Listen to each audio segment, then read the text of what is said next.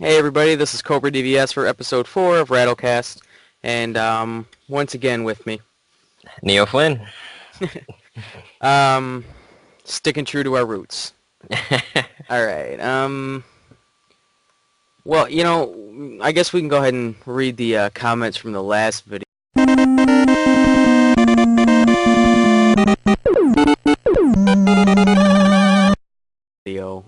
For some reason, episode 3 was significantly less popular than the previous two. Yeah, I don't know what happened there. It's a fluke. Yeah. I thought it turned out pretty well. Yeah.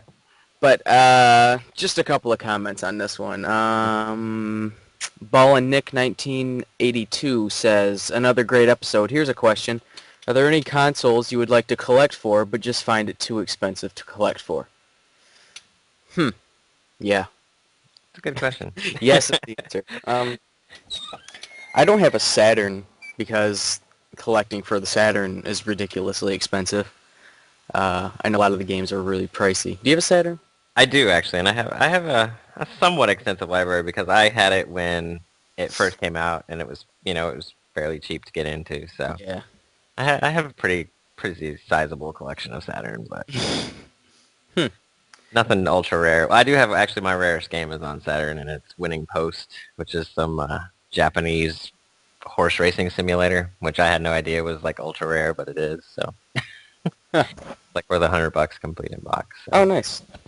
It seems like every time people talk about consoles that are expensive to collect for, the Saturn's right up there. Yeah, Another one is the Super NES. That one can get pretty pricey too. Yeah, for like the ultra rare titles, but I Yeah. mean, you can get a pretty sizable SNES library without trying too hard. That's true. It seems like if it's an RPG on the Super Nintendo, it's going to be expensive. Yeah. I don't know why that is. For me, it's Neo Geo because Yes. Good thing you mentioned that because I forgot about it. That's ridiculous. Yeah. Just the system alone is, a ton. Yeah, it'll set you back quite a bit. I mean, it was $600 when it first came out. So. Good God. And the Virtual Boy too. That's kind of. Yeah. But there's only like 14 games for it, so I guess it's not too bad. Yeah, the system's the hard part on the Virtual Boy is finding one. Yeah, they're pretty uncommon. All right, and then 69th Predator says, nice episode, man. Look forward to these. Awesome. Glad you enjoyed it. And that's it for the comments. Although your friend, Mr. Borderlands, said something, right? Yeah, he sent me a text after he listened to the last one, and I'll go ahead and read it here. Just finished the podcast for the week. Very good. I can tell you the 3DS battery is about 3 hours with maximum brightness and Wi-Fi, because we were talking about the comparison between the Vita and the 3DS. So he actually has one, so that's his take. So 3 hours, not spectacular, but... Oh, yeah, not by any means. No. And let's see, I may create a YouTube account to comment, but for now I'm too lazy. That's why he sent me the text. Question for you guys. Do you get into the extra stuff for games?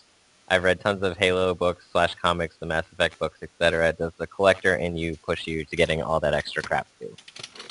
I mean, I know my answer to this. With games that I really enjoy, I will get the extra stuff like Halo. I have a pretty sizable Halo collection, but other than that, I don't really get terribly into it. I mean, if there's something really cool, I might pick it up, but I'm not a huge, like, get everything for everything type of guy. I don't know about you, but... Well, a couple of things. Most of the game series, a lot of game series have books. But, for as many that do have books, even more don't. Yeah. So, a lot of the games I enjoy don't have book adaptations. And another thing is I don't really care to read too much. Although, if I'm going to read, it's going to be something that I'd be interested in, which I guess would be video game books. I did start to read The Fall of Reach. But I never, I couldn't, I don't know why I couldn't get into it, but I'm sure, it wasn't even my book. I was borrowing it from a friend, so I really didn't have any, incentive to read it. I don't know. But a series, go ahead. I was going to say, the Halo books are really well done. Yeah, that's what I've heard. Well, I guess The Fall of Reach has its own video game, so. There you go. I guess that speaks for something. I know this isn't necessarily, it's a video game series, but it's got so many other things, is the Alien vs. Predator. Yeah. There's a novel series for those that I really loved. I read the hell out of those. Um, there's like these three older ones that I got into, and as far as them, you know, books or anything like that that associates itself with video games, I think that's probably it. Although if Yeah. there's a video game movie, I'll see that Right. usually. I mean, like with the Mass Effect movie, uh, I've never played Mass Effect. I'm not a big fan. I don't dislike it by any means, but I don't know that I'd go see that. Yeah, I mean, I have them, I just haven't played them yet. hmm But, so, I mean, I'm sure if I play them and enjoy it, it's probably something I'll go check out. But Did you see the Doom movie? I did not. Oh, okay. Do you like Doom? I mean, I'm not a huge fan, but I enjoy it. But Okay. it's just one of those movies I never got around to seeing. So. Okay, well, you've played the games? Yeah. Okay. For Doom 1 and 2, I grew up playing those games. They're like it might be my favorite first-person shooter series of all time. And the movie came out in I think 2005. It sort of was in coherence with Doom 3, which came out in '04, I think. So it Yeah. was around the same time. And they have the same sort of feel. But the problem is the movie is sort of more like it doesn't have the same creepy vibe. It's more like a I don't know. It's hard to explain, but it doesn't really capture the feeling that the games did. Of the game. Yeah, I mean they sort of went the scapegoat way with, getting the Rock in there, Right. the big beefy guy, which isn't what it needs. Yeah. And well, with the game, I guess all three of them, well, talking about the main three, that's always like you are the only person like alive. Right. So that would be a pretty boring movie. So the premise really isn't, great to begin with, but Doesn't make for a good movie, yeah. right. I guess well they could do it like, I guess going back again like to Rambo or something. It's like him. He's like the only good guy, right? Well, Right, yeah, yeah, that sort of. term's loosely used kind of, but it's like him against a bunch of people, but Yeah. I guess that would I don't know. And they're making another movie, from what I understand, another Doom movie, which I'll Yeah. see because I enjoyed the first one, even though it didn't, really set in with the games. I did enjoy it. So that's it, I think, for media that I would check out outside of video games that are related to video games. Yeah, like I say, I mean, if it's a series that I'm into, like Halo, I'll get some other stuff for it, but I don't buy everything. Right. I don't have that much expendable income to be just snatching up everything, like $2,000 Zelda lots on eBay. Well, yeah, and the thing is, I collect video games. I don't collect books. So, you know what I mean? Like, of course, if Yeah. it's video game related, it's, that's a reason to get it, but they're never anything that I strive to get. Right. So, you want to go ahead and move on to the news? Yeah.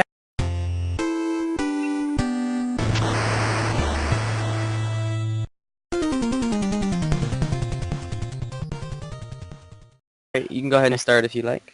All right, you're gonna make me go first. The first one that I found is Rage, which is the upcoming game from id, which is getting massive publish. Is apparently going to require 3 discs on Xbox, which is nothing new for huge releases. But the thing that caught my eye was an 8 gigabyte install on PS3, which is pretty insane. Don't, like, normal PS3 games take, like, hours to install? It depends on the game, but yeah, that can take a little while. So I can't imagine 8 gigabytes is probably going to take, like, a day or something. Like a day, yeah. That sucks. Yeah, and basically what the 3 discs on Xbox are, if I read the story correctly, is that 2 of them are the game disc, and then the third one is like the multiplayer disc. So I guess if you want to play multiplayer, you got to swap out every time. So I don't know. That can be kind of a, I mean, it's not a thing, deal. Yeah. Yeah, I've played games with multiple discs many times, so. Plus, Yeah, the reason I'm getting Rage is for the single player. It's not for multiplayer. Yeah. So, I mean, it doesn't really affect me. And the way the game looks, like, it looks phenomenal, like, visually. yeah. So I'm really not surprised. And I think that maybe will speak to the, maybe the length of the game, the quality. Right. Yeah. So, but then again, when you're talking id, quality is never an issue. And But yeah, I mean, for them to put it on 2/3 discs, I think that tells you that it's going to be at least a fairly significant game. Because you figure, even Fallout is only one disc, and there's how many hours of gameplay in that thing, so I can only Right. imagine what they're going to do with Even Raiders. Borderlands. You're right, yeah.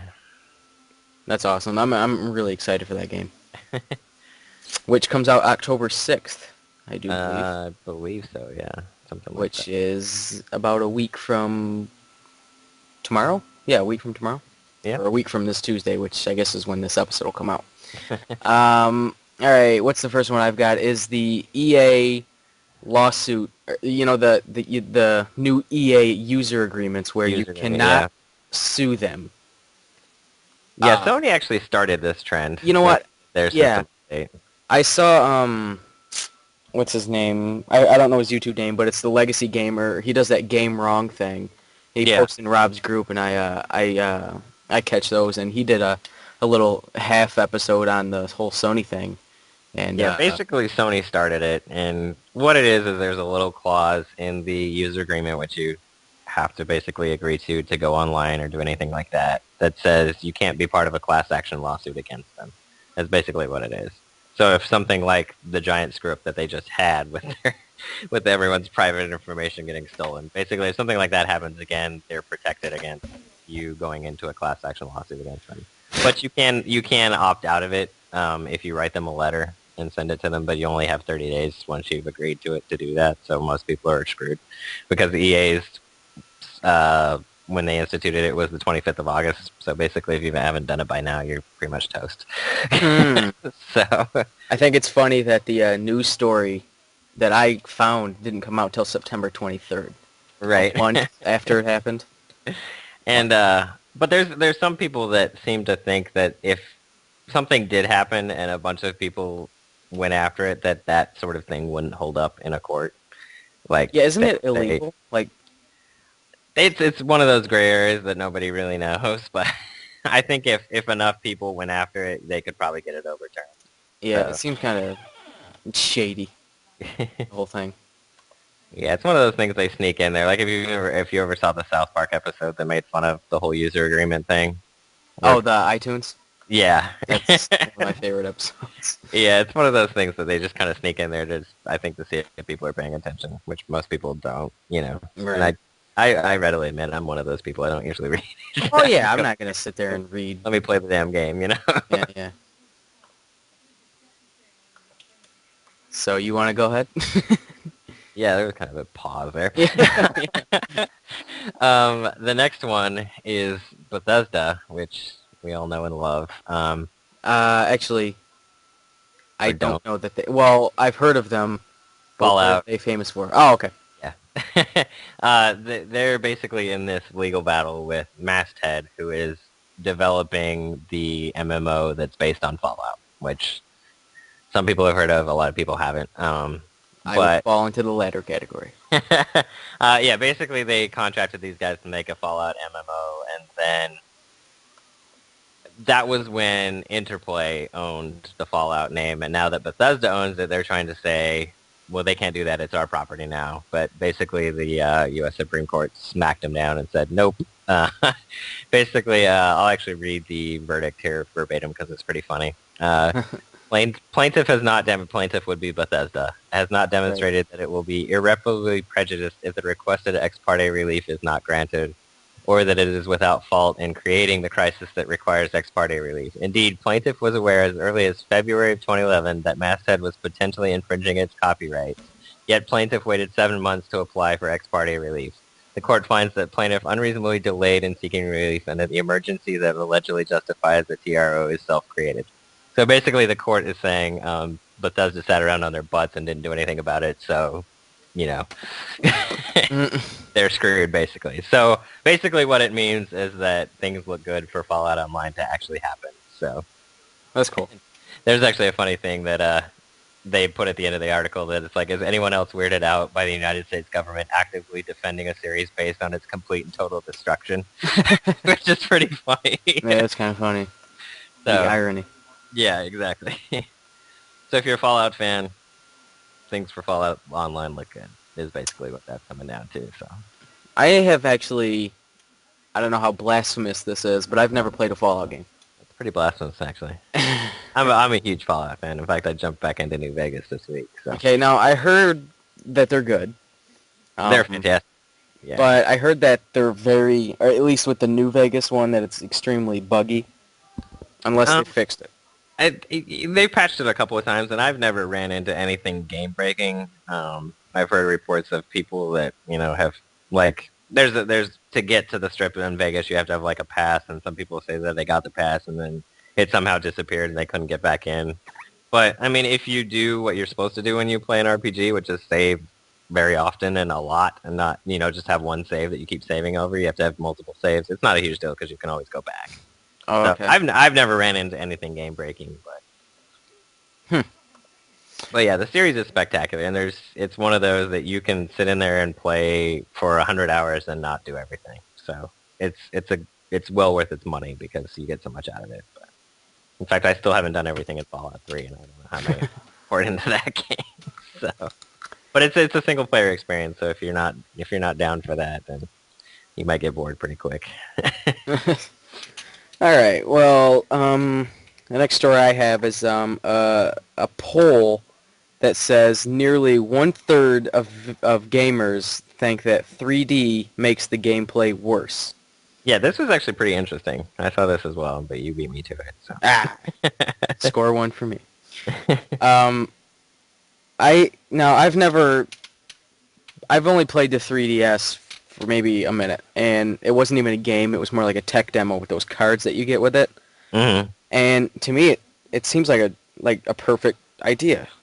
I don't know why people are so, you know, weary about it, against it, that whole kind of thing. I think it works great in gaming and movies. Yeah, I think a lot of what it is just it's it seems almost frivolous, like you don't actually need it. Like from what Yeah. I've played of it, I've only played the demo, like the in-store kiosk demos. I haven't actually sat down with one and been able to mess around with it. But like to me, it was just kind of there. Like it didn't do anything to it. Like the pilot wings thing, it didn't really do anything to enhance it. In fact, it almost made it harder because you couldn't really see exactly what was going on. But I don't know. I think it's just one of those things you have to adjust to. Okay. Well, yeah, it's definitely something that has to be done correctly.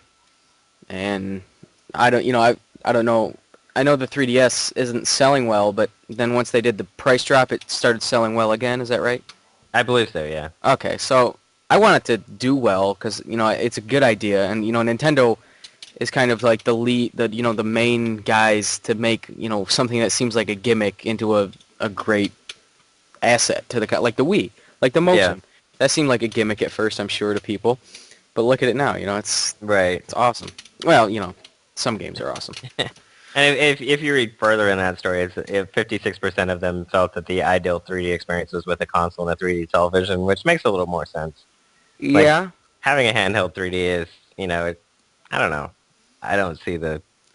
I'll agree with the 56% that say it would be better on a TV at home. Yeah.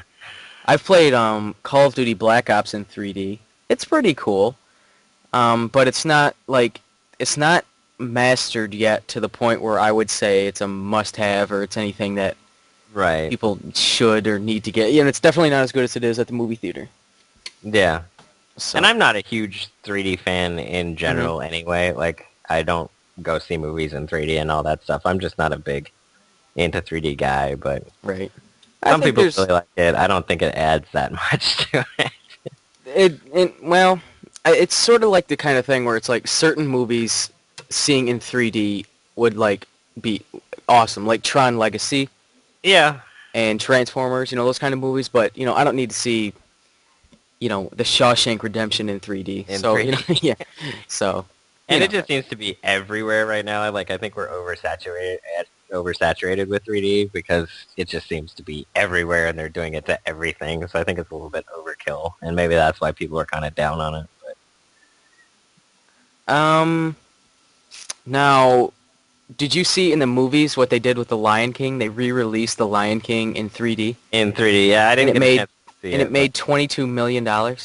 Yeah, but you have to realize that like Lion King is one of those absolutely beloved Disney movies that for people just to, even if they didn't do it in 3D, I still think it would have done amazing just because people love that movie and to go see it on a big screen again. You know, people were really clamoring for it. So it's one of those Disney movies that, you know, no matter what, it will always make money. So, and they're releasing it on Blu-ray soon, so it's got a lot of hype going around it right now. So. Hmm.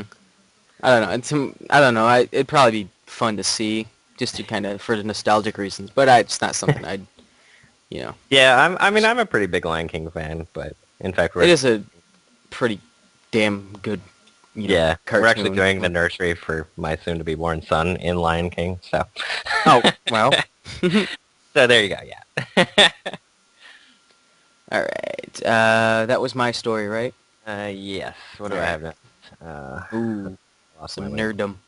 Oh yes, Star Wars one. Star Wars, Old Republic. The new Star Wars MMO. They actually finally released its release date, which they've kept under wraps, and released the pricing structure. It's going to be December 20th in North America and December 22nd in European territories. And of course, it's the typical MMO price structure: $15 a month, or you can get it cheaper if you buy, in bulk, basically. Hmm. So it'll be very interesting. I will probably wind up picking it up and at least checking it out. I loved the last one, Star Wars Galaxies, until they screwed it all up. I never played it, but a Star Wars MMO sounds like a really good idea. Yeah, and this one is set in a different time. It's before the movies when, Jedi and everything were prevalent. So it's not like Galaxies, which took place during the movies. So they made it almost impossible to become a Jedi at first, and then they screwed it all up and let everyone basically become a Jedi, and that's what I thought. But, that was the only MMO that I've really gotten into and played dedicatedly for an extended amount of time. And so I'm excited to see what they do with this one. So I'll probably be picking it up. But I would try it out, but I don't think I want to do the subscription thing. And I know it's probably worth it, but I'm still weary about it. I'd rather just play like Battlefront or something like that. Right. It'll be interesting. It'll be interesting to see what they do with it. And it's BioWare, who I trust. They know how to make good games. So They made Mass Effect, right? yeah. Okay. All right, well, yeah, they seem to have good head on their shoulders. And LucasArts is, they've had their stinkers, but they generally do a good job. But so it'll be interesting to see how well it does. Some people are really down on it. A lot of people are really high on it. So it'll be interesting to see what kind of reviews it gets when they come out. So. Yeah. Well, it seems like a pretty good scenario. Like a pretty good, like blend. Like they should mix well. Yeah. So. I mean, the fact that they're putting it not in the movie universe, I think, is a good idea because some people have such an attachment to that like nothing will ever live up to what they want. So we'll see what happens. Should be interesting. All right. So next I have, and this is something that sort of makes me a little bit mad. It's there's going to be a title update for Halo Reach. They say in the article coming in September, but I've heard it's around October 4th. That actually 343 sent a note or like a little message on the Reach game. And I believe October 4th is the date they said. Yeah. But basically, what's going to be happening is they're going to change the game. They're going to change Halo Reach multiplayer to more suit it to when Halo Combat Evolved comes out. Now, on paper, to me, that sounds like a great idea. But here's where I have a problem. 343, I don't think, has any... I don't want to say right, because they do, but I don't think that it's, right of them to be changing a game that they didn't make. Yeah, I mean, since they're, like, overseeing the license now, I guess it's, Yeah, well, basically, it's their game now, but... Yeah. But it just kind of bothers me that they're going ahead, and these are pretty prevalent, good big changes too. That well, not huge by any means, but they will affect gameplay. Yeah, I mean the big one is armor lock, which I hate. Might add. I can't stand it except when I'm using it. Yeah, it basically turns you invincible for a minute, and one of the things it does is if you get stuck with a plasma grenade and you turn on your armor lock, it will bounce the grenade off of you, so it saves you from getting killed, and yeah, it's not going to do that anymore. I So, like that because yeah, that actually sucked. I think that sort of like distracted from what armor lock was like intentionally meant for. yeah, So and yeah, the other big thing is the pistol. They're bringing it more into the Halo Combat Evolved pistol, so I'm a huge fan of that because so I what does that mean? What's the basically difference? the Combat Evolved pistol was incredibly powerful, and because it had a zoom function, you could basically use it as a mini sniper rifle if you got good enough with it. Um, and so, and ever since that, they've always made the pistol a lot weaker. So hopefully, it's bringing it back to that for the Combat Evolved, anniversary multiplayer. I think is why they're doing it. But Okay. And I've also heard that there is a option to remove bloom from your weapon. yeah, which I don't know what that's all about really. I Well, guess you know what bloom is, right? yeah, the like lighting effect, The what? the like lighting. Or no, is that the like auto correct targeting whatever business? Bloom is like when you shoot, there's like a circle, and then there's a little circle inside that circle. Well, the smallest circle is like where you're aiming, and every time you shoot, the big circle gets even bigger, so it makes your accuracy go down. Go down. So it Oh, okay. forces you to pace your shots, Gotcha. which is new in Halo Reach. In Halo 3 they didn't have it, so I don't know. I know a lot of people bitched about Bloom when it first, was out there, and even now it doesn't really bother me much, but I uh, guess I never even noticed it, so I guess it didn't bother me. yeah, yeah. But it's gonna sort of turn the DMR maybe into a little bit more of an efficient weapon. Yeah. Um, so I don't know. I mean, these could be good things. I'm not saying that they're bad changes. They just sort of unsettled me a little bit. Yeah, I mean, anytime you change a game experience, at its core level, I think, Yeah, it kind of throws you, but we'll all adjust and we'll still play it, I'm sure, so. I will. I don't know about anybody else, but I'll be the only one online, and I'll still play the damn thing. Right. So, actually, that's what I was doing before this. I was playing some little bit of Halo Reach. Yeah, I have not played multiplayer in forever. I Hmm. really need to. It is fun. That's all I can say. Right? All right, so you want to go ahead and move on to Game of the Week? Absolutely.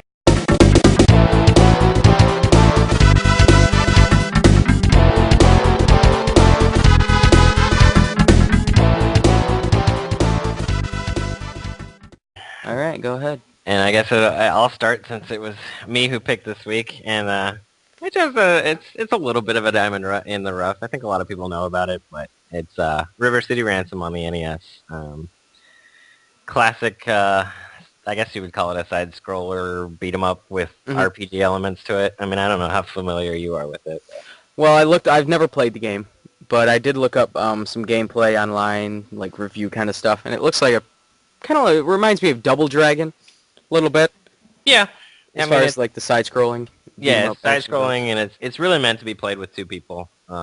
That's where it's most fun. And basically what it is you have these two high school guys and guy comes in and kidnaps your girlfriend, so you got to go rescue her.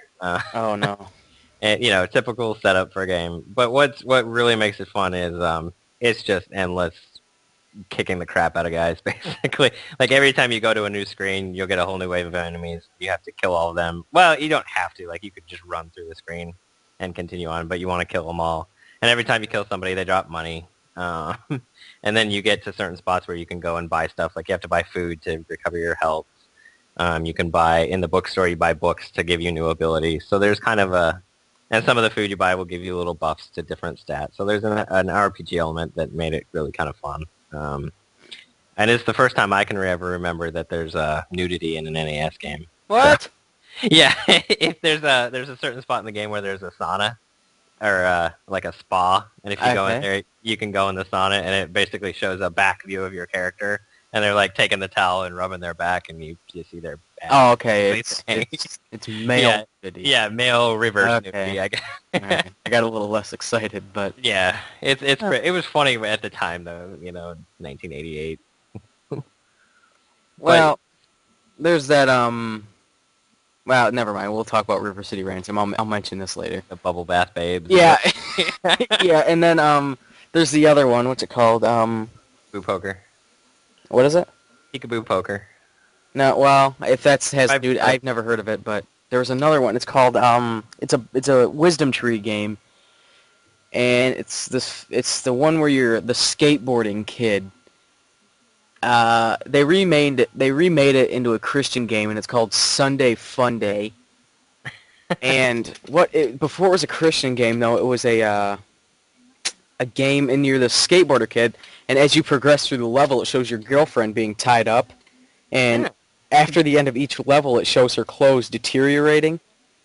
And well, yeah, and by the end, she's basically just in her underwear, which isn't a big deal now, but back in I'm sure in 90 Back then, yeah. ever, I'm sure it was a pretty big deal. But yeah, there was the bubble bath babes, and and then Peekaboo poker were the ones I remember that. That one's got to be pretty rare because I've never heard. Yeah.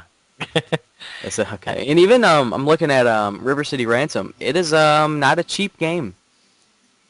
I didn't look into that, but The cheapest right now I can buy it for is $17, and that's Pretty without hefty. shipping. yeah, And that's not bad, but for an NES game, it's kind of a lot. But yeah, that's pretty. it seems like if you just find an auction, you can probably get it for around 10 or 15. Yeah. Of course, I'm gonna look at how much it costs to get complete in box, and it's the only one on there is there's a sealed one for 200, and then there's one for 45, 40. We'll pass for now. Yeah, that's Although pretty- I am interested in getting it because it looks like it's a fun one. when I looked at the gameplay, one thing I couldn't help but notice is that the graphics and the sprites look a lot like in the game Super Dodgeball. Yeah, it's made by the same people. Okay, I was gonna ask you that. Yeah, okay. Yeah, it's made by the same people, and they also after River City Ransom came out, they made another one called Crash and the Boys Street Challenge, I think it's called. And then there was a couple released in Japan that never made it to the U.S. They made like a hockey one and another, I think it was Winter Street Challenge or something like that, like winter game related, that all have those same style characters and the same cast of characters in the hockey one. It's the same guys, but but yeah, it's Technos Japan is who makes it. And Okay. all their games have that similar kind of look, especially with the character sprites and stuff. But Yeah, that's what immediately when I saw the game, that's what caught my eye. yep, that was a good catch by you. It was, and I have the dodgeball game, and maybe that'll be a game of the week one day. But to be honest, a lot of people praise the game. Do you have it? Before I start spieling about it. What, River City Ransom No, the dodgeball one. or Dodgeball? I have the Game Boy Advance one, and I have the DS one, but I don't. How's have the DS one? I wanted to get it. It's not bad. I mean, it's the same. It was only same- $5 at GameStop for a completed box copy, so Yeah, it's not bad. It's worth picking up. okay. Maybe I will one day. But a lot of people praise the NES game, and I don't know if I'm missing something or what, but I just cannot get into it. I kind of felt like it was going to be the kind of game like Contra, where I could just put in any time and play. And play. But I forgot what you said. Did you say you had it or no? No, you have not the Game Boy NES. Advance and the DS. That's right. Yeah. It flickers an absolute massive amount, and I don't know. I can't get into it. I keep giving it tries, and each time it seems to get a little easier or a little better for me. So I'm sure eventually I'll become a big fan or what have you. But I just can't get into it. Right? Yeah, that's interesting that it's got screen flicker, because they're usually pretty good at dealing with the NES. I mean, there's a lot of going on in River City Ransom. I mean, it doesn't flicker. Yeah, it's pretty bad. It's actually really distracting. But It was always a problem with the NES when you had too much going on. yeah, It would do sucks. that. But not much really you can do about it. Yeah, unfortunately. All right. So, is there anything else you wanted to say about River City? No, go play it. Okay. I think I can manage that. All right. Well, I guess now it's time we can move into a retro corner. Yeah. And you actually said it was my turn to come up with a topic, but I was struggling to come up with something, and you mentioned this. And Yeah, I thought it was... I think it's a good debate. Yeah, especially given what we were just talking about with, like, screen flicker and stuff. Yeah. Which basically the topic is emulation versus real consoles, and it's specifically in the retro. You know, I think emulation is great personally. I think it's a great way to keep old games alive. Um, I don't know how you feel about it personally. We didn't talk about it before, but True. I'm not against emulation. I mean, I have them on my computer. I even had them on my phone before I had to get a new one. Um, it is cool. It's good for on the go. I mean, if I wanted to play stadium events or some super rare game, I have the ability to do so. right. So in that realm, I think it's great, but it can. I don't know if you agree with this or not, because I know you like it, but in my eyes, it can never meet putting the game in the console and playing it on a TV. Yeah, no, I agree with that. I don't think Okay. it's a replacement for gaming with your old school console, but I think it's a nice, especially for like stuff that I do where I'm like the classic gameplay and stuff that I do on Hmm. YouTube. It makes it much easier to record footage. Definitely. So especially for stuff like that, or even just like you said, to play like stadium events or something that you may never be able to play otherwise. I think it's really good for things like that. But Hmm. I don't think it can be used as a replacement for the old school classic pop the NES game in your system, have it not work, blow on it, plug it in Yeah. again. Nothing can replace that. They need Wonderful. to put that in the emulator, Right. in the program, flickering black and blue screen or whatever. Green. Yeah, and it tells you to blow on it or something. That'd be kind of funny. That would be awesome, actually. But with the along with the emulation, this is I think it's emulation. These consoles that are coming out now that allow you to play the Genesis and the Super NES and the NES all in one.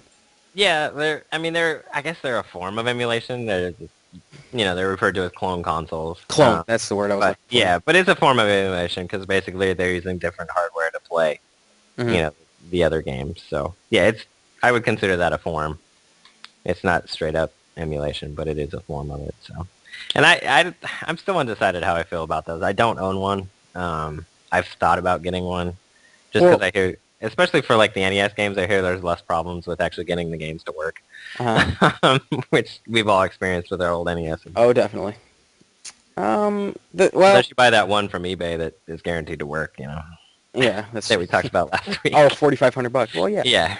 I mean, it's guaranteed to work. Why? I mean, it's worth it. Now, what would I say about the clone consoles? The only thing I think in a few years getting a clone console is within reason because these things are old. Yeah. Nintendo's and they can't last forever. Which is actually depressing when you think about it. That in Right. 30 Yeah. years this stuff might not work. Although Uh, you look at the Ataris and stuff. They've been, especially the Atari is old. a champion. That Yeah. thing works like a charm. It works better than my Nintendo 64. Every time I plug a game into the Atari 2600, it works. Yeah. It's bizarre, but I like it. But with the old consoles, in 30 years, and not only that, but it's the hassle of having a Genesis, an NES, and a Super NES all hooked up at once. At once. If I Yeah. could just do it with one console, I don't see the harm.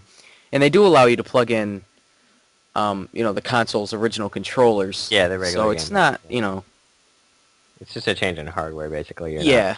Yeah. So it's cool for that realm, but you know, as far as I guess if some 35-year-old guy wanted to relive his childhood instead of getting hardcore into game collecting, it's a good option. Yeah. Yeah. It provides you another way to go about it. Hmm.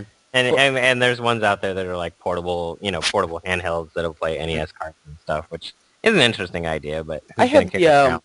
I Oh, have the I have the Gen Mobile, which is a portable Genesis. mm-hmm. It's a pretty cool little device. It's definitely pretty cool. That's I know it's emulation, but I got that for the reason of playing it on the go. I didn't get Yeah. what I mean, and it works, and it's great. I mean, I guess if you're playing like one or two games, then you could carry them around, but you can't really carry around like your whole Genesis collection with That's you. true. That's another. Yeah, But that's the only drawback I see to them. But yeah, I wanted to get a Nomad, the portable Genesis that yeah, Sega made, but they're expensive, so this was yeah, a they cheap are alternative. ridiculously. So, it didn't never bother me to play emulation in that respect. And another form of emulation that I guess technically is emulation is I had Tone's Xbox. He's a YouTuber. He bought some Sega Master System games from me, and I don't think he doesn't like to use PayPal. So what he did is he sent me the money through the mail, Mm-hmm. and he put it in a PS2 case and just like literally shipped it to me.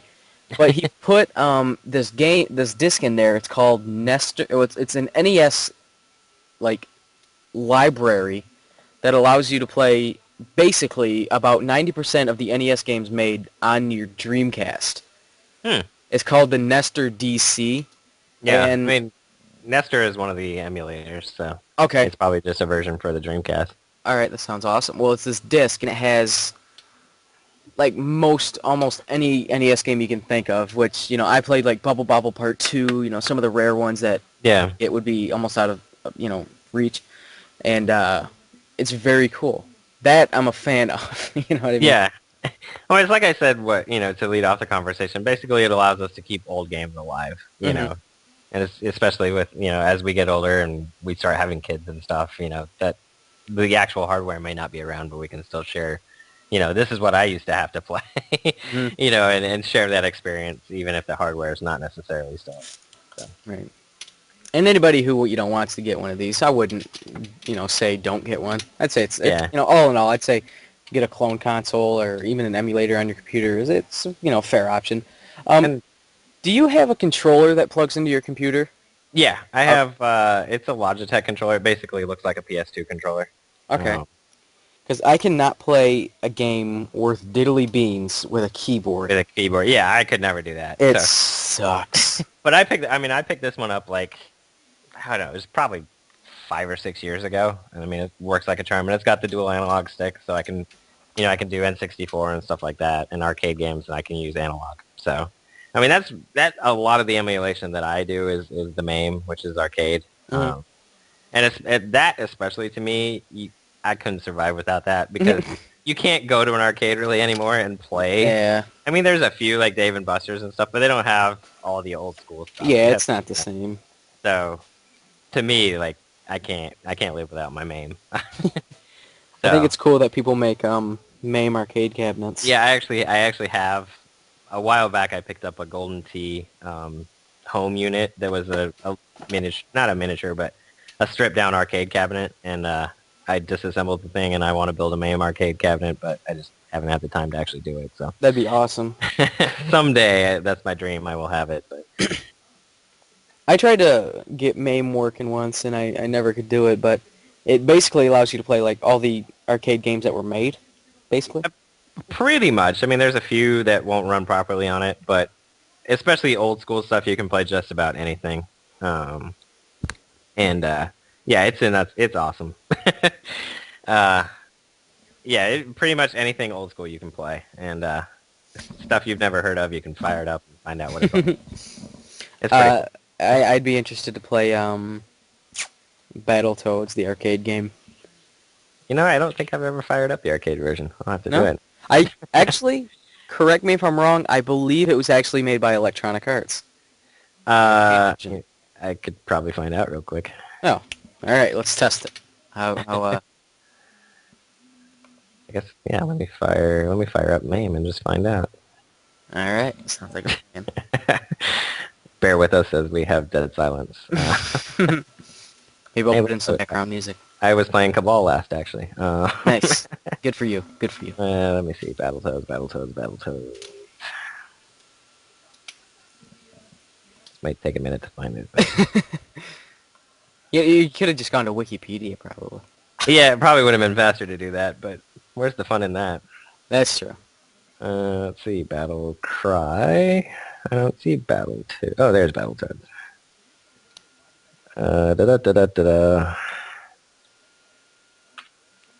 Oh, this Yes, is indeedy. killing me. The very Is first it? screen I get is Electronic Arts. Yes. Nice.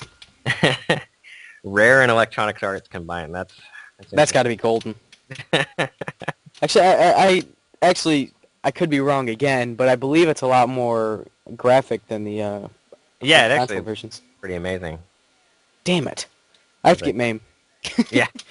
Go watch my tutorial. I teach you all how to do it. Oh, okay, yeah. All right. I show you the ways of the Force. This But is yeah. the emulator you're looking for. So, yeah, I'll have to get MAME and play the hell out of Battletoads. Well, first I got to get a controller because I can't do shit with the keyboard. Yeah, I think the one I got was like $20 or something. Uh, Not bad at all. no, yeah, it's probably worth it and play endless video games forever. Yeah. And it works like a charm too. It's Yeah, fun. yeah. Can't go Okay. Well, bottom line, I think for emulation, it's a good alternative, but for me, it's always going to be about the physical cartridges and the tangible. Yeah, especially us because we're collectors. I think Mhm. nothing will ever replace that feeling for us. It's Yeah. nice that it's there and it's available. Yeah, it is. It's definitely cool. So, you want to go ahead and move on to the what we are playing? Absolutely.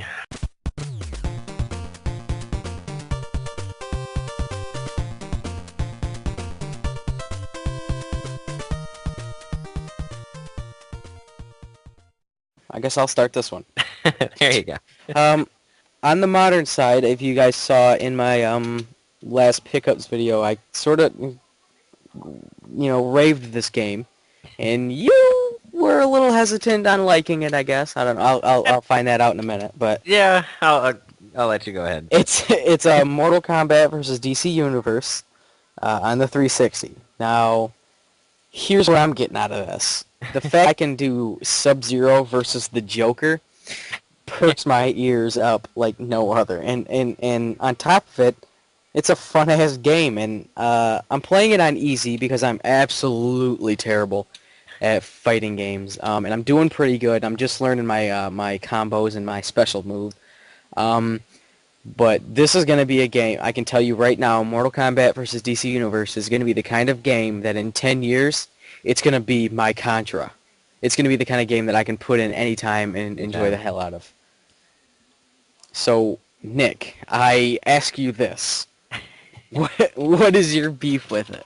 I guess my beef was that I just expected it to be more like Mortal Kombat, and it's not. Like, Yeah. I mean, the blood is half-assed there, the it's fatality. very toned down. I mean, Yeah. it's teen rated, so you don't get much of anything. And I mean, there are parts of it that I like you say, the matchups that you can do are amazingly fun. But yeah, I just expected more out of it. I don't hate it. Like, I think it's decent, and I think you paid like what, $10 or something for it. Well, I didn't pay a separate. Well, I got 3 games and a DVD for $20. So So let's not say even 5. so $5. So yeah, for that much, yeah, you can't go wrong. I mean, I didn't hate it. I guess I just expected more from it. I wanted more Mortal Kombat. And I Yeah. got the universe, Yeah. Well, I think it's a fine line they walked there, because if they did go the M-rated route, I don't think people would be too kind to see Scorpion rip off Batman's head. Well, basically what it was DC wouldn't let them. Okay, Like, that makes they sense. said you can use our characters, but you can't do Mortal Kombat with them. So that's what it was. Well, the result probably made some people mad, I would imagine, but, to me, it's more about having fun with it, and that's a game that I sit down and I have a good time. It's fun, and especially if you play multiplayer, you can have some fun. Actually, I didn't play multiplayer yet. Guess I'll have to try that now.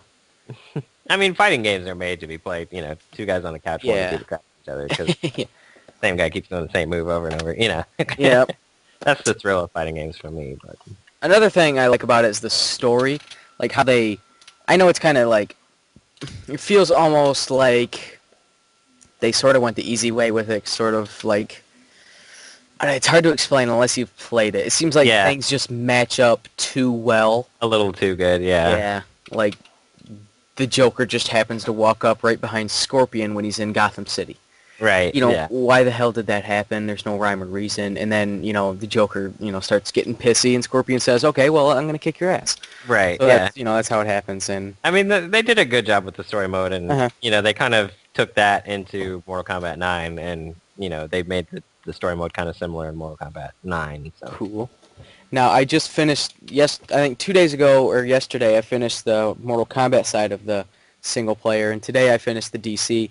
And it's pretty cool to see how they sort of made the two games feel different. And they Yeah. do feel different, but go along with the same story. Yeah, they kind of cross paths with each other, and you get to see both sides of it. But It's pretty cool how they did it. But again, it does feel a little bit, how do you say, too coincidental. yeah, Yeah. kind of a, So, yeah, it all falls but together a little too nicely. yeah. But now this really really makes me want to pick up Mortal Kombat 9. Yeah, you need to. Uh, I can't say any more about it than I already have, but yeah. Looks like a goodie. But yeah, that's definitely one I'll have to pick up. But I don't want to pick up I have to get it new kind of because I want the Combat Cat Pass and all that. yeah, you got to get it Stupid new. EA. Fucking pricks. That's what they are. Okay, so enough about that one. On the retro side, this is actually a little sneak peek to a pickups video that I'll probably show off in the future. It's Tetris Attack on the Super NES. Now, so far it seems like a lot of the retro games that I've been picking are puzzle games. Yeah. Like I picked Lolo, Tetris 2, and now Tetris Attack. Heck. And it is a puzzle game, of course, but it's have you ever played it? I'm not familiar with it, actually. Okay, it's just as much a Mario game as it is a Tetris game. Yeah. Well, actually, it's more like Yoshi than it is Mario, but definitely a different. The cover doesn't show Yoshi at all, so unless I knew anything about the game going into buying it, I wouldn't know anything that it had to do with Yoshi. But it does sort of revolve around the Mario universe, and Bowser's in it, and it's an interesting puzzle game. It's unlike Tetris completely.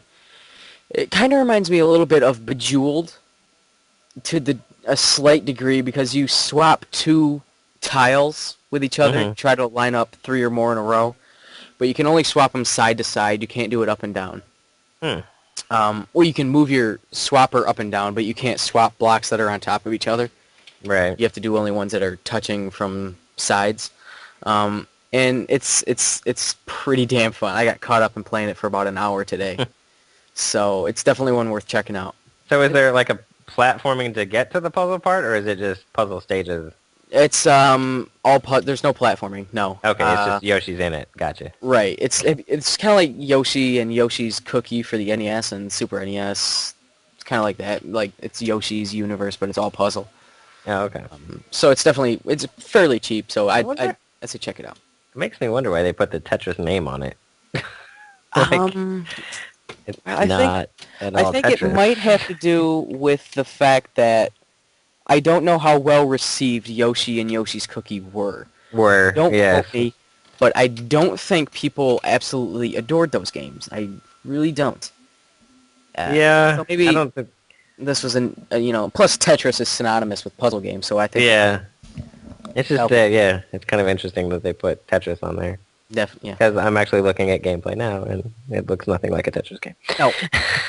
But you see what I mean? How it's kind of like, you've played Bejeweled, right? Bejeweled, yeah. Yeah, so it's kind of like you just swap 2 bricks or whatever you want. Yeah, it's kind of like columns almost, too. Mm-hmm. That's another one. It is kind of like columns, actually. And it's pretty fun. I had a blast with it. I mean, it looks interesting. Definitely looks. Yeah. You know what? Here's what I'll suggest. Why don't you just download a ROM of it? Right. I probably already have it. And Play it. see what you think.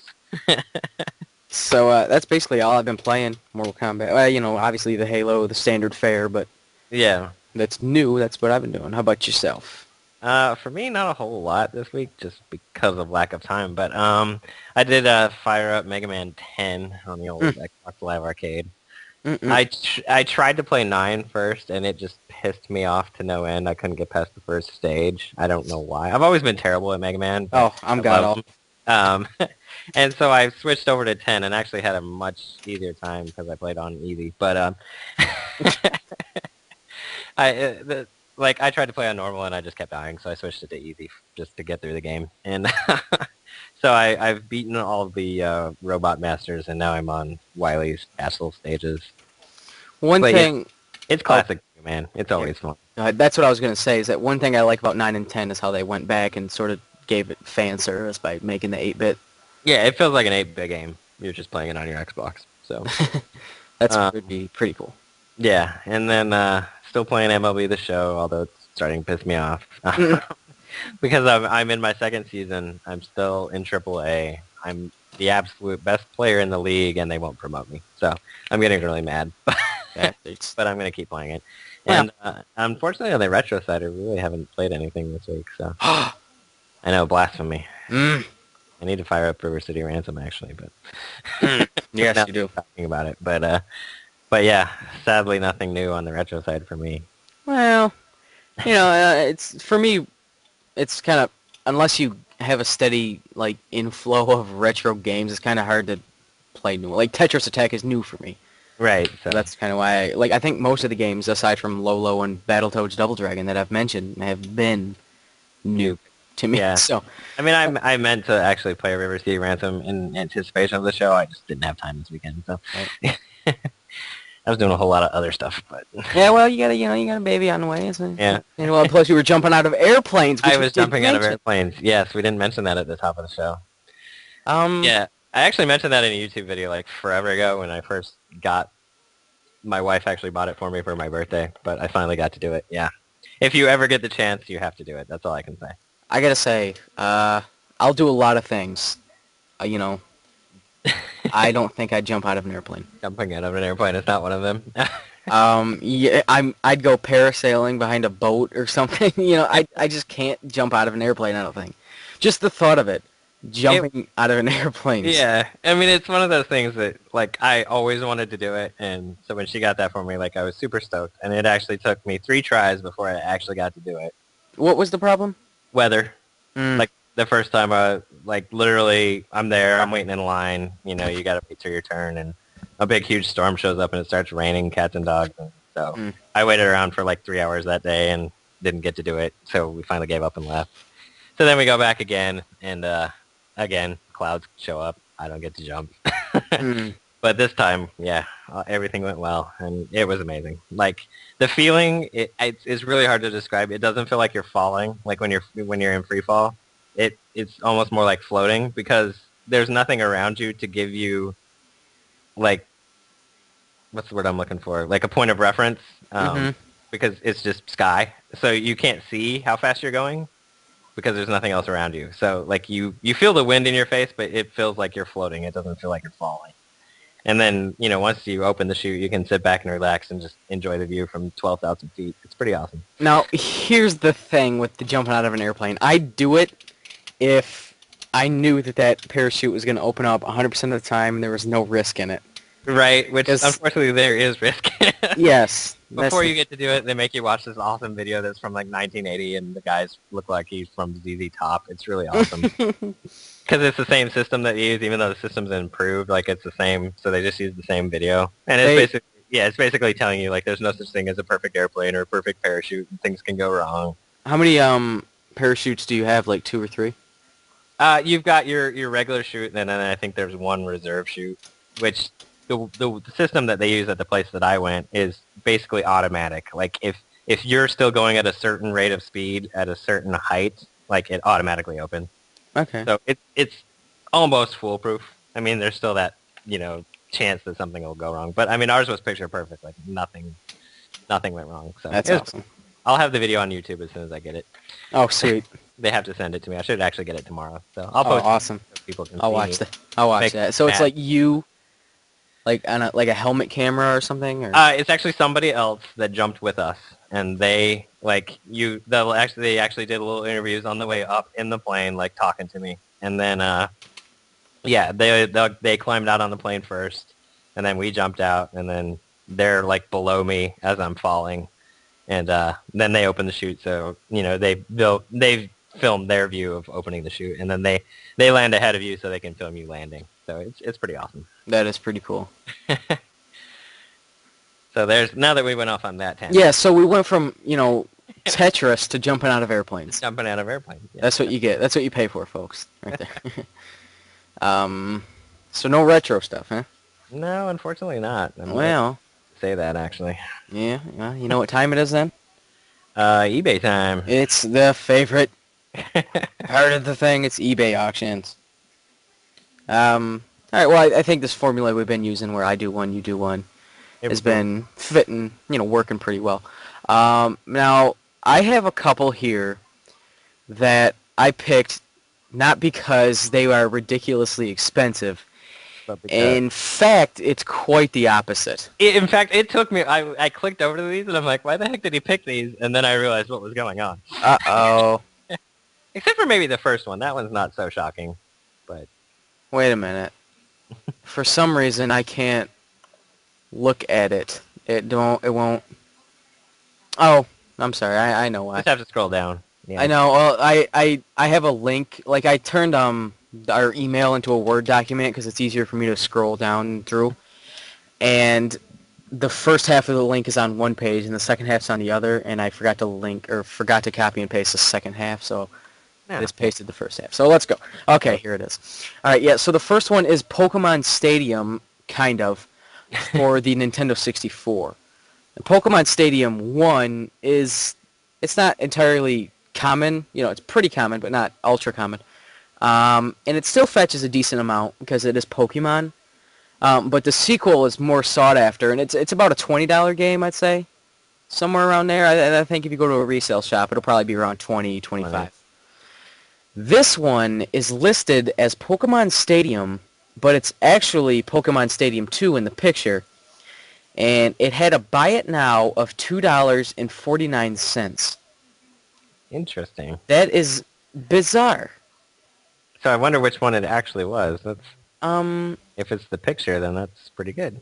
yes, it is. And I was gonna buy something from these guys, and it was they don't describe it at all. I don't know if you scroll down, it doesn't show anything about what you are getting. It just says thanks for visiting us, and then it's been tested and Yeah. all that BS. They had a copy of Streets of Rage 3 for the Genesis, which is a pretty expensive game, with the box for $13. And I was about to buy it, but I didn't want to buy it unless I knew, I probably would have bought it anyway, but I wanted to know if it had the manual in it before I bought it. And Right. since they didn't tell you anything, that I didn't know. So I messaged the guy, or the place, whatever, and he said he'd contact me in the morning when he got to the warehouse. Never contacted me. Next thing I go on, some fucker bought it. I never got it, So it's like, just describe it. Oh my God, Right. just describe it. I hate when people do that. Like they just put that generic description of the game itself, not the actual one that they're selling. Right. And another thing that's interesting in the picture, there's a $10 price tag on it. Yeah, I did see that. So, whatever. So now this next one is actually from the same seller, and I think this one might be a little bit more ridiculous, probably, just because of the game that it is. Yeah. And it's Ocarina of Time on the 64, and it did sell. Yeah. Oh my God. The more I look at it, the more I'm bizarre. It's sold for $1. It was a For a buy it dollar, now for yeah. $1. Now somebody's name is written on the front label, but you can get that off. So this was like, $1? Are you kidding me? Yeah, that is pretty, although I'm looking at, the similar auction thing, and they're going for like $5 or $6 for just they a really? loose cart. Yeah. Yeah, there's one for like $5.24 and then another for $6.99. Are they buy it now or? I think they're auctions, but Oh, okay. See, though, I'm looking at buy it nows, and if it was the collector's edition, it'd be a lot cooler. yeah, That's like a little more rare. but it was But, just a great cart. But still, not- $1 yeah. for a Zelda game. I'd pay $1 for the worst Zelda game on the planet. You know what I mean? It's still Zelda. Yeah, $1 for just about anything is kind of ridiculous. You know what? $1 is the price like at garage sales. It's like, well, what the hell? It's $1. I'll take it. Right. So, I'm looking on his page now, and he's got some games up there that are more normally priced, but they're still all pretty damn good. Isn't Bomberman World or Bomberman Hero? Isn't that a rare game or something?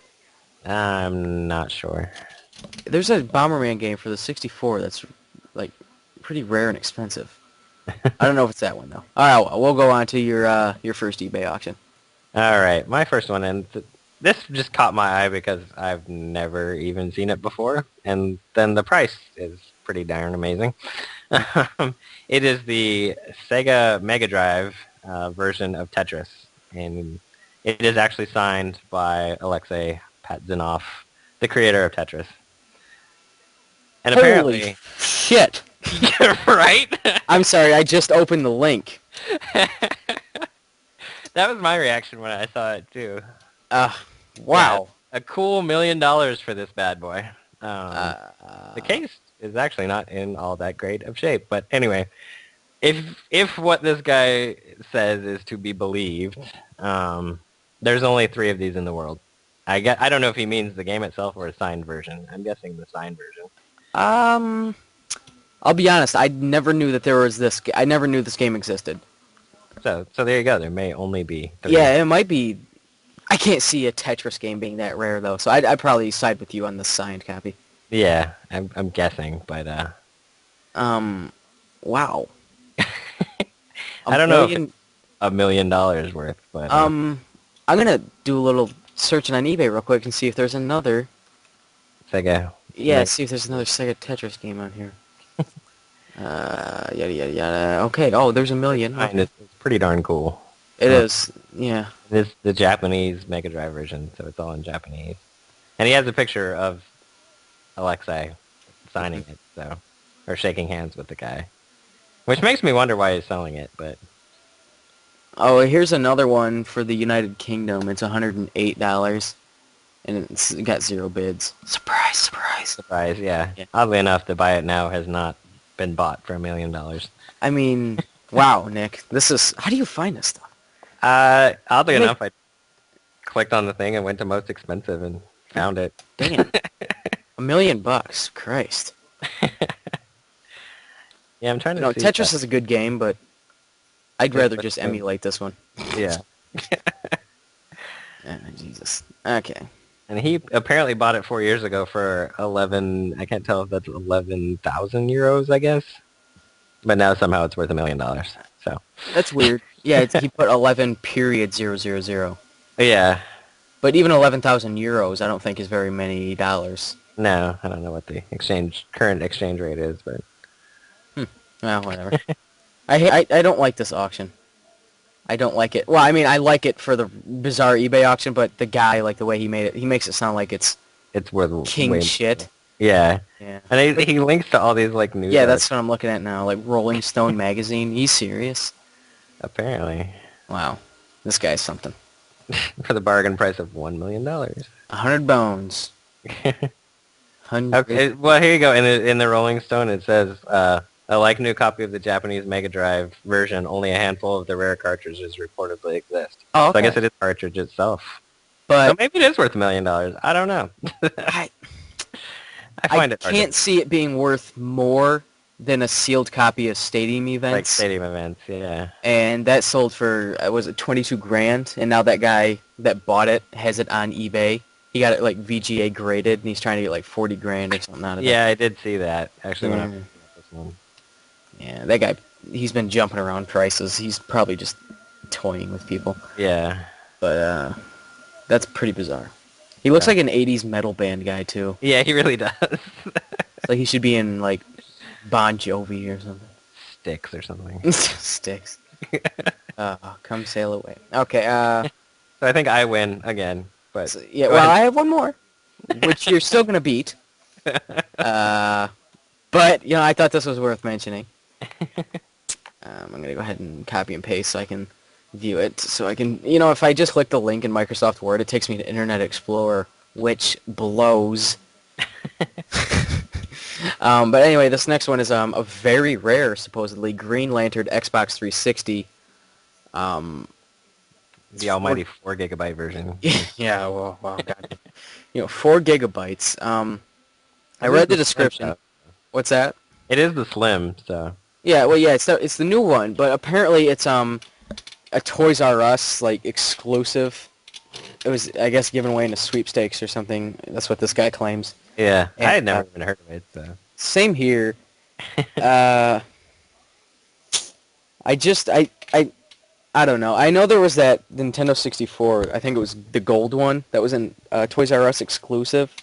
That's pretty rare now, but $1,000 for an Xbox 360 that's basically just has the Green Lantern skin on it. Yeah, and it's, Give you know, me a break. the crappy movie version, too, so it's not like it's... Yeah, it's not like classic comic book action. Yeah. Ryan Reynolds on your Xbox. Who wants that? Because that's what you want. You know? Yeah. Actually, this is gonna sound weird, but I have a gay friend that that loves Ryan Reynolds.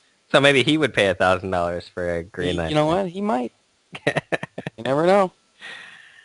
Gay. He. I don't know. $1,000 plus $15 shipping. He doesn't even have the Yeah. audacity to give you free shipping. No, Come but on. it does give you a bonus of the factory-sealed Green Lantern crappy Xbox game. So Yeah. there's that, with 3D glasses included. So. Oh, speaking. Well, according to a study, 3D makes the game 3D worse. sucks. Yeah. Oh, Jesus. All right. Well, that one's kind of lame, but Well, worth mentioning. if you scroll all the way, he's got the official rules from the original promotion. Apparently there were 10 of them. 10.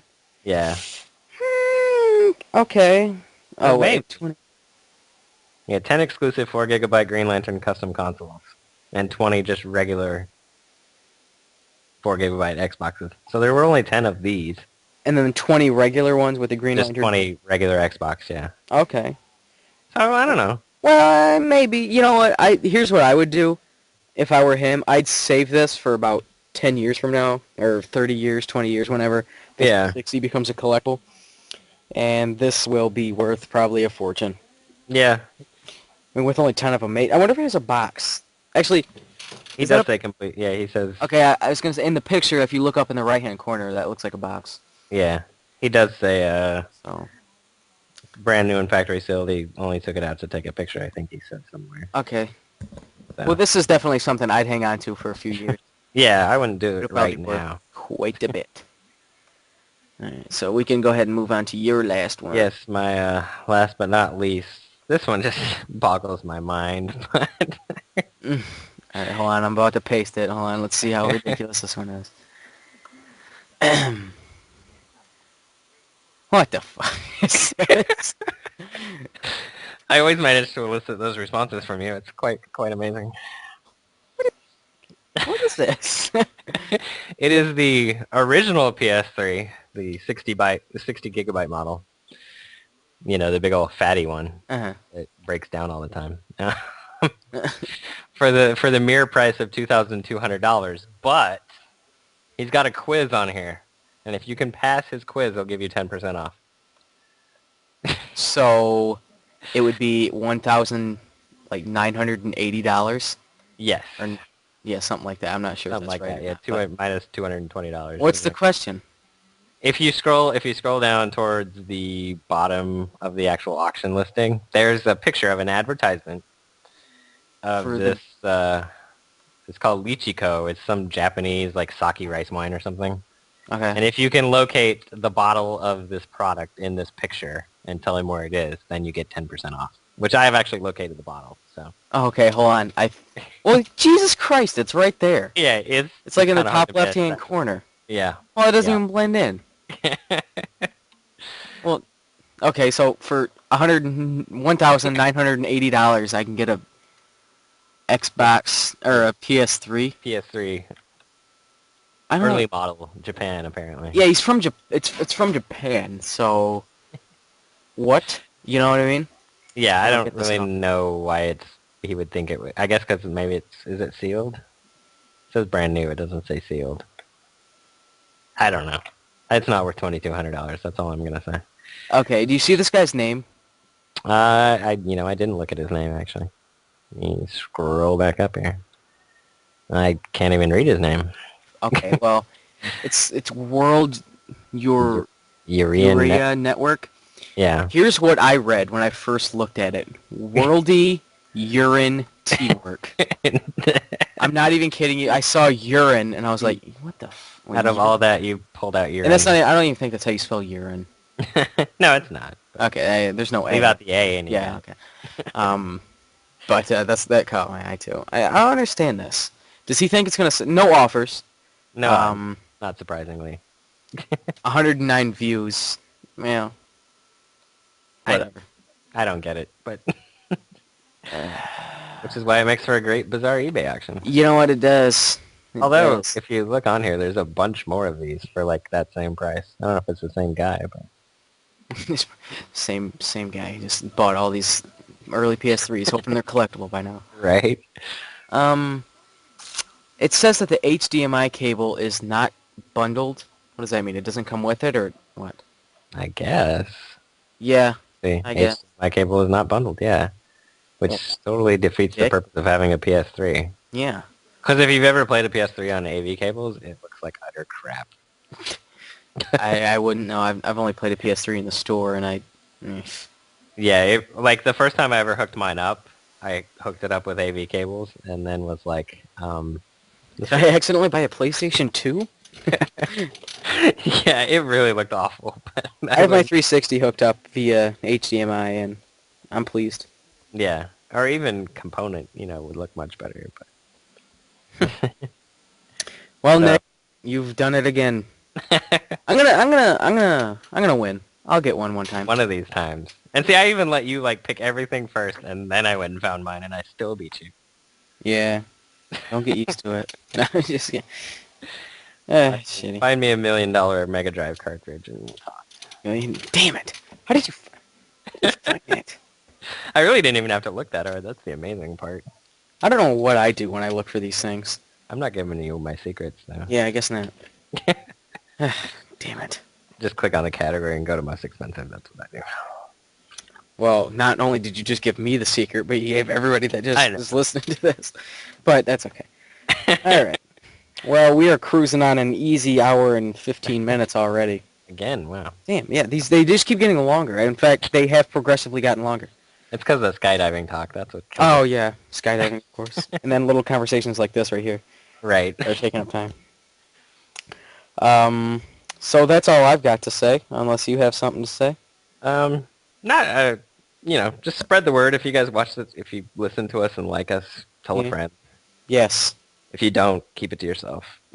Yes, shut it. Just But, spread the word. We'd like to see our views go up. Yeah. I mean, the first two videos were great. The second one, or the third one, just didn't take off. I have a theory, and maybe it has to do with the length. We'll see after this one. We'll see, yeah. Yeah, we'll see how it happens. But, I think I was shooting for around 45 minutes to an hour, but an hour and 15 minutes, who gives a crap? Right. So, so whatever. To each his own. So that's it for episode 4 of RattleCast. I'll have to come up with a catchy title for this one. And until episode 5, guys, I'll talk to you later. Take it easy, guys.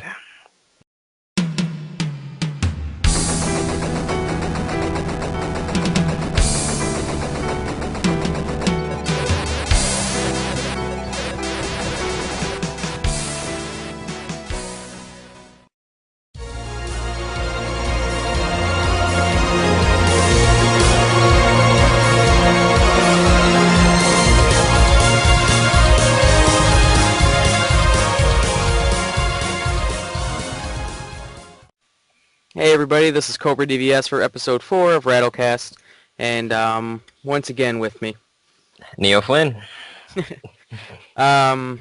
Sticking true to our roots. Alright, well, I guess we can go ahead and read the comments from the last video.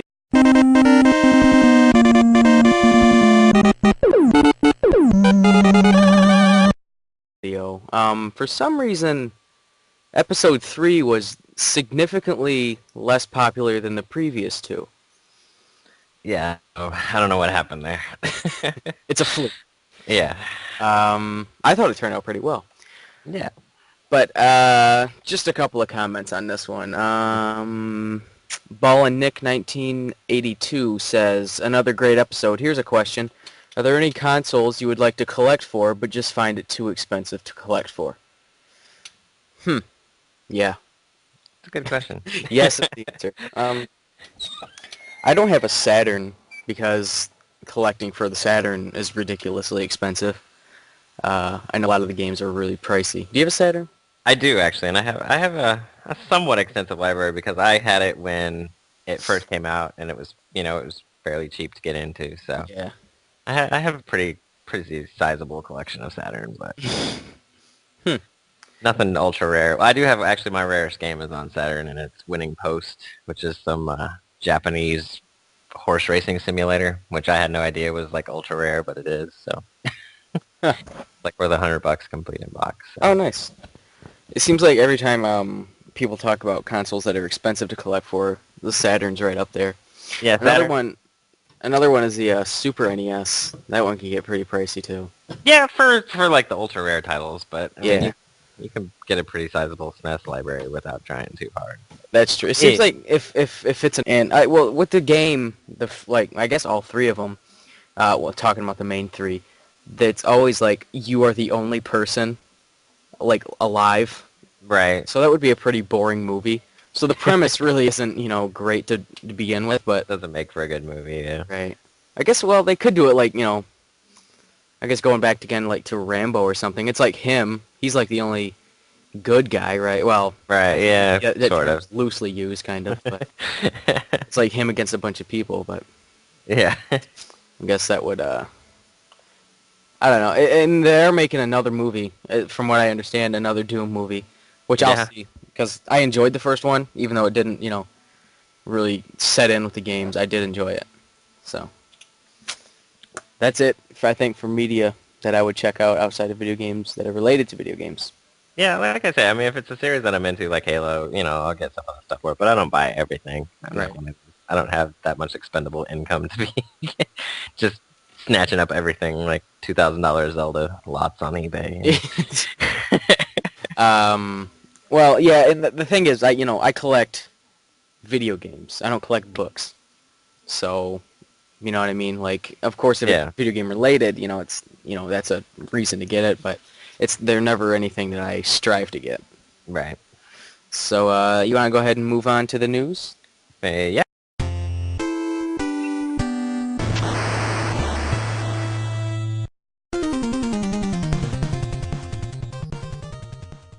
Right, you can go ahead and start if you like.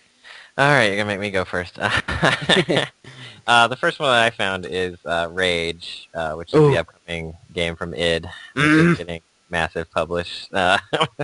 Is apparently going to require 3 discs on Xbox, which is Yikes. nothing new for huge releases. But the thing that caught my eye was an 8 gigabyte install on PS3, which is pretty insane. Don't, like, normal PS3 games take, like, hours to install? It depends on the game, but yeah, they can take a little while. So I Well, can't 8 imagine. gigabytes is probably going to take, like, a day or something. Like a day, yeah. That but, sucks. Yeah. An RPG on the Super Nintendo, it's going to be expensive. Yeah. I don't know why that is. For me, it's Neo Geo because Yes. Good thing you mentioned that because I forgot about it. That's ridiculous. yeah, Just the system alone is, a ton. yeah, it'll set you back quite a bit. I mean, it was $600 when it first came out. So Good God. And the Virtual Boy, too. That's kind of...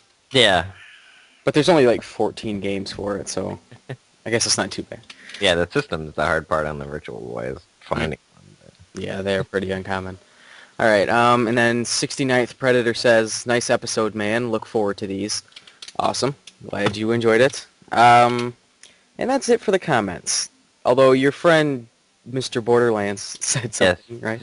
Yeah, he sent me a text after he listened to the last one, and I'll go ahead and read it here. Just finished the podcast for the week. Very good. I can tell you the 3DS battery is about 3 hours with maximum brightness and Wi-Fi, because we were talking about the comparison between the Vita and the 3DS. So he actually has one, so that's his take. So 3 hours, not spectacular, but... Oh, yeah, not by any means. No.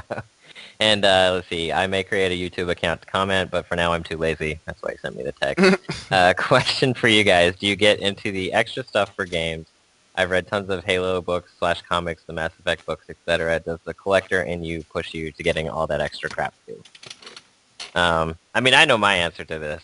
With games that I really enjoy, I will get the extra stuff like Halo. I have a pretty sizable Halo collection, but other than that, I don't really get terribly into it. I mean, if there's something really cool, I might pick it up, but I'm not a huge, like, get everything for everything type of guy. I don't know about you, but... Well, a couple of things. Most of the game series, a lot of game series have books. But, for as many that do have books, even more don't. Yeah. So, a lot of the games I enjoy don't have book adaptations. And another thing is I don't really care to read too much. Although, if I'm going to read, it's going to be something that I'd be interested in, which I guess would be video game books. I did start to read The Fall of Reach, um, but I never, like, I couldn't, I don't know why I couldn't get into it, but I'm sure, like, it wasn't even my book. I was borrowing it from a friend, so I really didn't have any, incentive to read it. I don't Right. know. But a No, series, oh, go ahead. I was gonna say the Halo books are really well done. Yeah, that's what I've heard. Well, I guess The Fall of Reach has its own video game, so There you go. I guess that speaks for something. I know this isn't necessarily, it's a video game series, but it's got so many other things. Is the Alien versus Predator? Yeah. There's a novel series for those that I really loved. I read the hell out of those. There's like these three older ones that I got into, and as far as them, you know, books or anything like that that associates itself with video games, I think that's probably it. Although if Yeah. there's a video game movie, I'll see that Right. usually. I mean, like with the Mass Effect movie, uh, I've never played Mass Effect. I'm not a big fan. I don't dislike it by any means, but I don't know that I'd go see that. Yeah. I mean, I have them. I just haven't played them yet. hmm But so I mean, I'm sure if I play them and enjoy it, it's probably something I'll go check out. But Did you see the Doom movie? I did not. Oh, okay. Do you like Doom? I mean, I'm not a huge fan, but I enjoy it. But Okay. it's just one of those movies I never got around to seeing. So. Okay. Well, you've played the games. Yeah. Okay. For Doom 1 and 2, I grew up playing those games. They're like it might be my favorite first-person shooter series of all time. And um, the movie came out in, I think, 2005. It sort of was in coherence with Doom 3, which came out in '04, I think. So it Yeah. was around the same time. And they have the same sort of feel. But the problem is the movie is sort of more like it doesn't have the same creepy vibe. It's more like a, I don't know. It's hard to explain, but it doesn't really capture the feeling that the games did. Of the game. Yeah, I mean they sort of went the scapegoat way with, getting The Rock in there, Right. the big beefy guy, which isn't what it needs. Yeah. And basically what the 3 discs on Xbox are, if I read the story correctly, is that 2 of them are the game disc, and then the third one is like the multiplayer disc. So I guess if you want to play multiplayer, you got to swap out every time. Uh, So I don't know. That can be kind of I mean, it's not a bad huge thing, but deal. Yeah. yeah, I've played games with multiple discs many times. So plus Yeah. the It's reason I'm not, getting Rage is for the single player. It's not for multiplayer. yeah. So I mean, it doesn't really affect me. And the way the game looks, like it looks phenomenal, like visually. yeah. So I'm really not surprised. And I think that maybe will speak to the, maybe the length of the game, the quality. Right. Yeah. So, but then again, when you're talking id, quality is never an issue. And, but yeah, I think, I mean, for them to put it on 2/3 discs, I think that tells you that it's going to be at least a fairly significant game. Because you figure, even Fallout is only 1 disc, and there's how many hours of gameplay in that thing, so I can only imagine what they're going to do with Rage. Even Borderlands. You're right, yeah. That's awesome. I'm really excited for that game. Which comes out October 6th, I do believe. I believe so, yeah. Something like Which that. is about a week from tomorrow? Yeah, a week from tomorrow. Yeah. Or a week from this Tuesday, which I guess is when this episode will come out. All right, what's the first one I've got is the EA lawsuit. The new EA user agreements where you cannot sue them. Yeah, Sony actually started this trend. You know what? Their Yeah. system update. I saw what's his name? I don't know his YouTube name, but it's the Legacy Gamer. He does that game wrong thing. He posts in Rob's group, and I catch those. And he did a little half episode on the whole Sony thing. And Yeah, basically Sony started it, and what it is there's a little clause in the user agreement which you have to basically agree to go online or do anything like that says you can't be part of a class action lawsuit against them. That's basically what it is. So if something like the giant script that they just had with